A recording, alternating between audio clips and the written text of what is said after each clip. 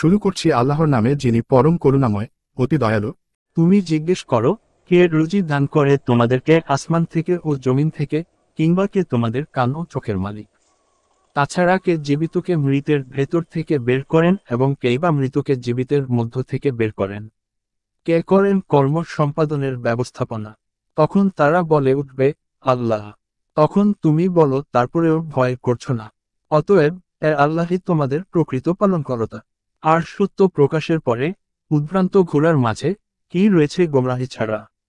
সুতরাং কোথায় ঘুরছ?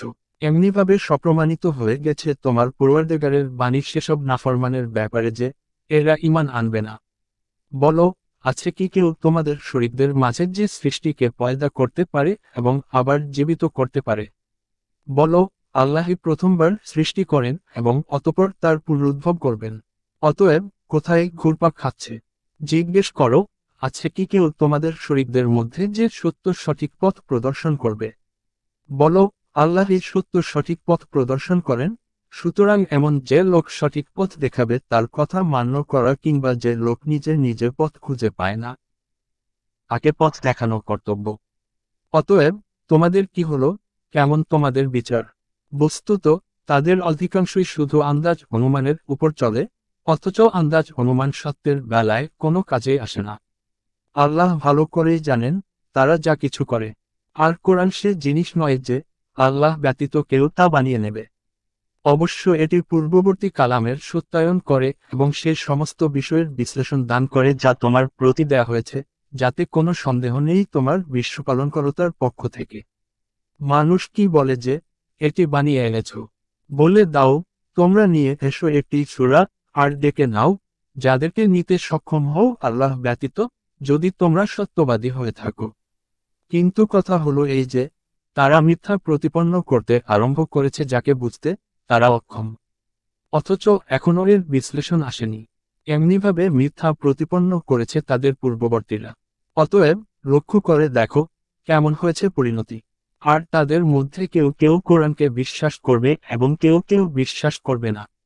বস্তুত তোমার পরওয়ারদিগার যথার্থই জানেন দুরাচার দিককে।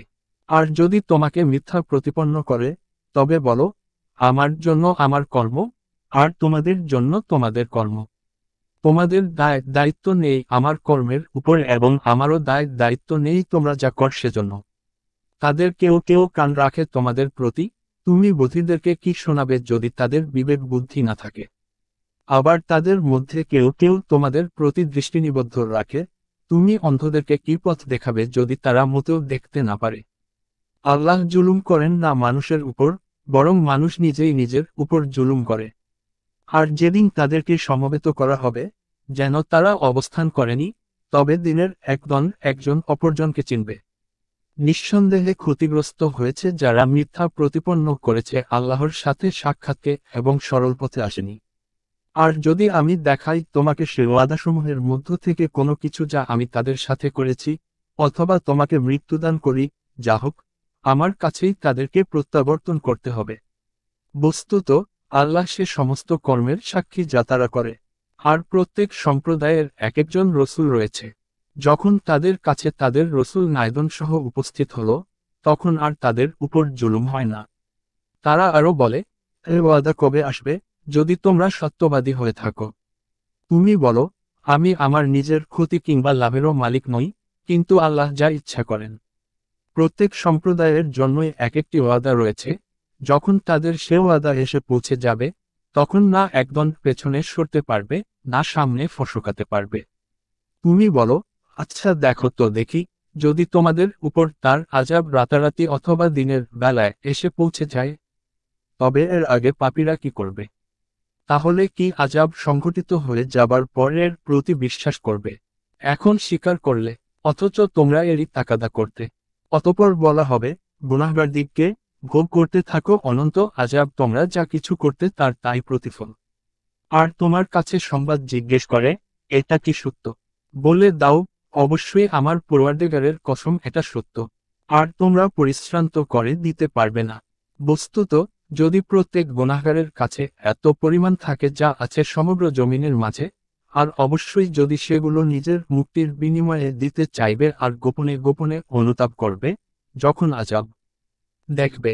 বস্তুত তাদের জন্য সিদ্ধান্ত হবে ন্যায়সঙ্গত এবং তাদের উপর জুলুম হবে না। শুনে রাখো, যা কিছু রয়েছে আসমানসমূহে ও জমিনে সবই আল্লাহর। শুনে রাখো, আল্লাহর প্রতিশ্রুতি সত্য।